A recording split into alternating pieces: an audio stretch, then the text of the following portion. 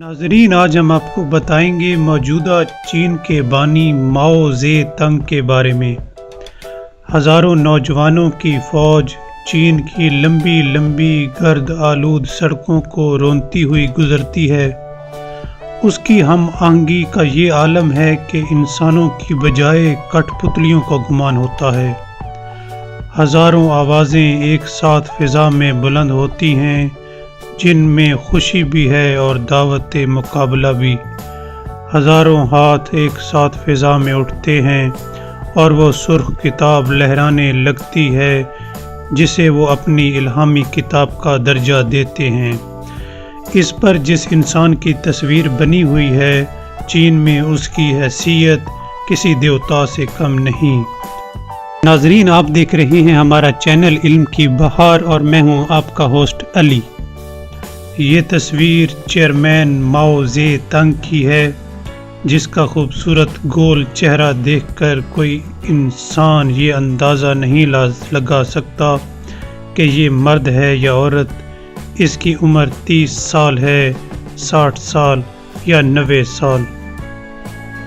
ایک دیوتا کے لیے اس سے بہتر چہرہ اور کیا ہو سکتا ہے، لیکن کمیونسٹ اور خاص طور پر چینی خدا پر ایمان نہیں رکھتے، اور اگر کسی کا احترام وہ ایک دیوتا کی حیثیت سے کرتے ہیں تو وہ چیئرمین ماؤ کے سوا اور کوئی نہیں۔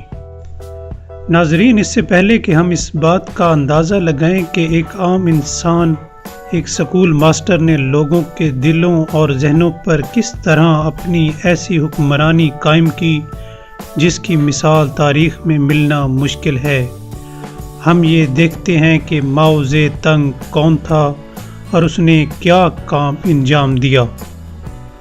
وہ ہینان کے صوبے میں 1893 میں کرسمس کے دوسرے دن پیدا ہوا۔ اس کے والدین غریب لوگ تھے، لیکن اتنے غریب نہیں جتنے عام لوگ ہوتے ہیں، کیونکہ ان کے پاس کئی ایکڑ زمین موجود تھی۔ چین کے دوسرے علاقوں کی طرح ہنان صوبے کی زمینیں بھی بڑی زرخیز تھیں۔ ان کے مضبوط لوگوں کے بارے میں یہ مثل مشہور ہے: چین اس دن فتح ہوگا جس دن ہنان کا آخری شخص بھی مر جائے گا۔ آزادی سے پہلے 300 سال چین پر ظالم اور بدعنوان منچو خاندان کی حکومت رہی۔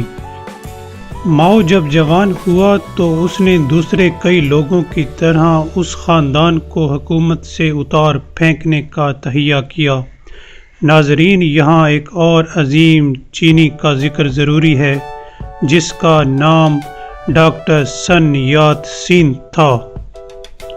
اس نے اپنی ساری زندگی ملک کو منچو خاندان کے ظلم سے نجات دلانے کے لیے وقف کر دی۔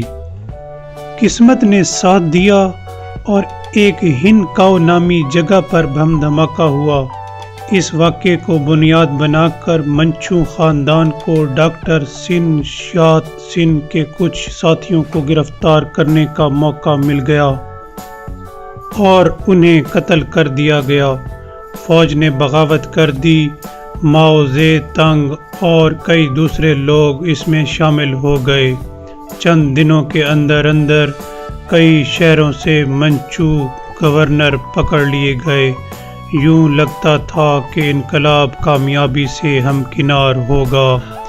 ماؤ، جس نے کبھی سوچا بھی نہیں تھا کہ وہ فوج میں شمولیت اختیار کرے گا، ایک رات کے اندر اندر عظیم سپاہی کے روپ میں سامنے آ گیا۔ اس کی وجہ یہ ہے کہ اسے گوریلا لڑائی کی ترکیبیں بڑی اچھی آتی تھیں۔ دیواروں پر لگانے کے لیے نیوز پیپر تحریر کیے گئے، جن میں منچو کو باہر نکالو اور چین کو آزاد کراؤ جیسی شہ سرخیاں دی جاتی تھیں اور انہیں عمارتوں کی دیواروں پر لگایا جاتا تھا۔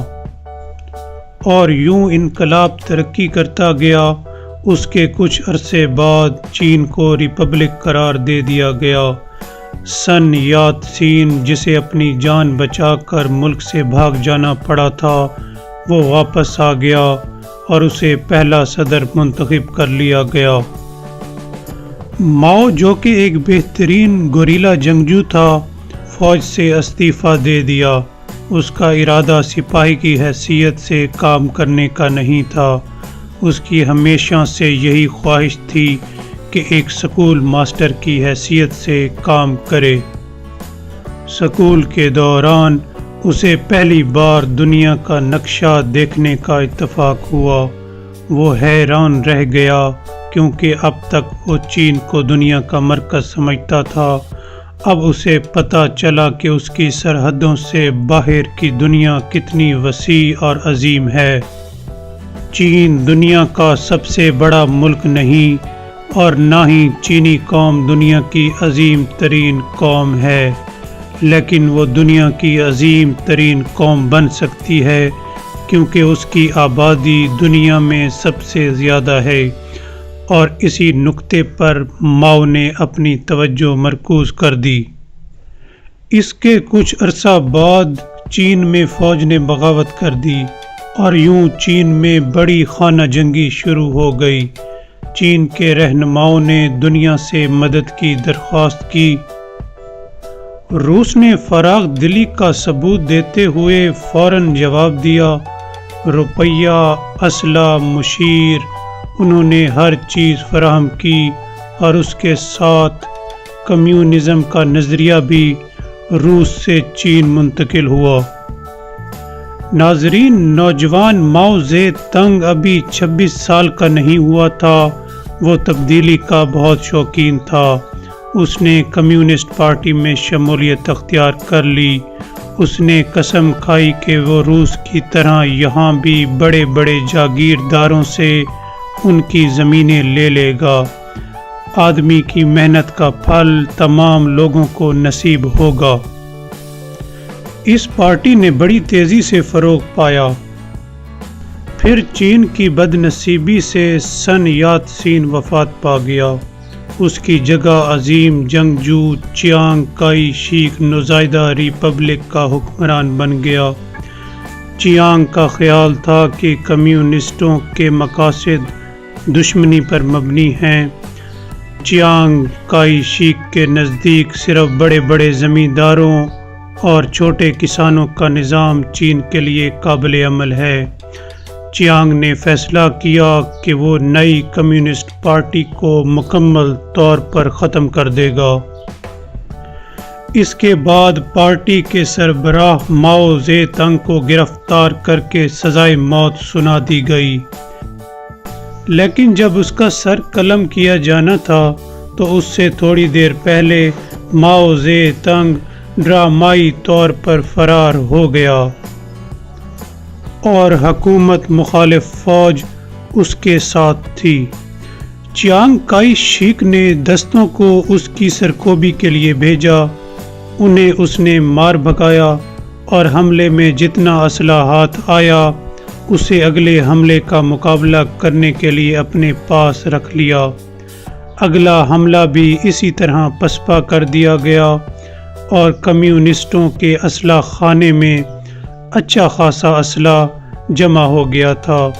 سکول ٹیچر ماؤ زے تنگ نے پہلی ریڈ آرمی تیار کر لی۔ پورے چین سے لوگ اس میں آ کر بھرتی ہونے لگے۔ ماؤ کا دوست اپنی پوری فوج سمیت اس کے ساتھ شامل ہو گیا۔ 1930 سے 1931 کے دوران چیانگ کائی شیک کے 4 حملے پسپا کیے گئے اور اس کے بعد 5واں اور سب سے بڑا حملہ ہوا۔ چیانگ نے جرمنی سے بھاری قیمت پر اسلحہ خریدا اور مشیر بھی بلوائے۔ اس نے 1 ملین لوگوں کے ساتھ پیش قدمی کی۔ یہ جنگ چین کی کمیونسٹ تاریخ کے لیے ایک اہم سنگ میل ثابت ہوئی۔ ماؤ کی فوجیں بری طرح قتل کی گئیں اور چھوٹے چھوٹے گروہوں میں تقسیم ہونے پر مجبور ہو گئیں۔ یہ گروہ چین کے اس حصے میں جمع ہونے لگے جو افواج کے زیر اثر نہیں تھے۔ یہاں ان کی پشت پر عظیم دیوار چین موجود تھی جس کے سائے میں کھڑے ہو کر فوج کے خلاف مقابلہ کرنا آسان تھا۔ ایک دوسرا خطرہ بھی موجود تھا اور یہ خطرہ جاپان کی طرف سے تھا۔ وہ حملہ کر چکے تھے اور چین کے مختلف حصوں پر قبضہ کرتے چلے جا رہے تھے۔ کمیونسٹ فوجیں دوبارہ سے اکٹھے اور متحد ہو کر اس خطرے کا مقابلہ کر سکتی تھیں۔ اس کے بعد ماؤ زے تنگ نے ایک مارچ شروع کیا جس کے دوران اسے 6000 میل کا سفر پیدل طے کرنا تھا۔ یہ مارچ چین کے ہر دشمن کے خلاف تھا۔ اس مارچ کا آغاز اکتوبر 1934 میں کیا گیا۔ وہ سخت موسموں کی پرواہ کیے بغیر پورا ایک سال چلتے رہے۔ یہ لانگ مارچ چینی تاریخ کا ایک اہم ترین واقعہ ہے۔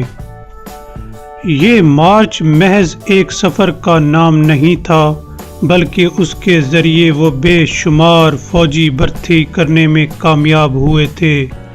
اس کے دوران لوگوں کو اپنے نظریے کی طرف مائل کرنے کی ترغیب بھی دی جاتی تھی۔ انہوں نے مختلف کمپنیوں کے گروہ تیار کر رکھے تھے جن میں تھیٹر کے لوگ بھی شامل تھے۔ تمام دن کے تھکا دینے والے مارچ کے بعد جب کمپنی قیام کرتی تو لوگوں کے سامنے ڈرامے پیش کیے جاتے جس کے دوران مقرر کمیونسٹ چائنا کی ضرورت سے آگاہ کرتے۔ وہ لوگ 11 صوبوں سے گزرے جن کی کل آبادی 200 ملین تھی۔ انہوں نے یہ بتایا کہ صرف سرخ فوج چین کو آزادی کے راستے پر لے جا سکتی ہے۔ 200 ملین لوگوں کے درمیان نظریے کا بیج بویا جانا تھا۔ نئے ہیڈ کوارٹر میں لوگ بھرتی ہوتے رہے اور 1937 کے آخر میں ماؤ 10 ملین لوگوں کا مطلق العنان حکمران بن چکا تھا۔ اب اسے اس حقیقت کا احساس ہوا کہ اس نے چین سے باہر کوئی دورہ نہیں کیا۔ وہ اس کمی کو پورا کرنے کی منصوبہ بندی کرنے لگا لیکن وقت نے مہلت نہ دی۔ اس سے چند ماہ پہلے اس کی افواج نے چیانگ کائی شک کو ڈرامائی طور پر گرفتار کر لیا اور خود ماؤ نے اس کی جان بچائی۔ اس کے درمیان یہ معاہدہ طے پا گیا کہ چیانگ کی فوجیں کمیونسٹوں کو پریشان کرنے کی بجائے جاپانیوں سے نجات پانے کی کوشش کریں گی۔ جاپان کے خلاف جنگ جیت لی گئی۔ 1945 میں چین میں دوبارہ سے خانہ جنگی شروع ہو گئی۔ کمیونسٹوں نے فتح حاصل کی۔ چیانگ کائی شیک کی فوجوں کو ریٹائر کر کے تائیوان جلا وطن کر دیا گیا۔ اب ماؤ کا کام چین کو دنیا کا عظیم ترین ملک بنانا تھا۔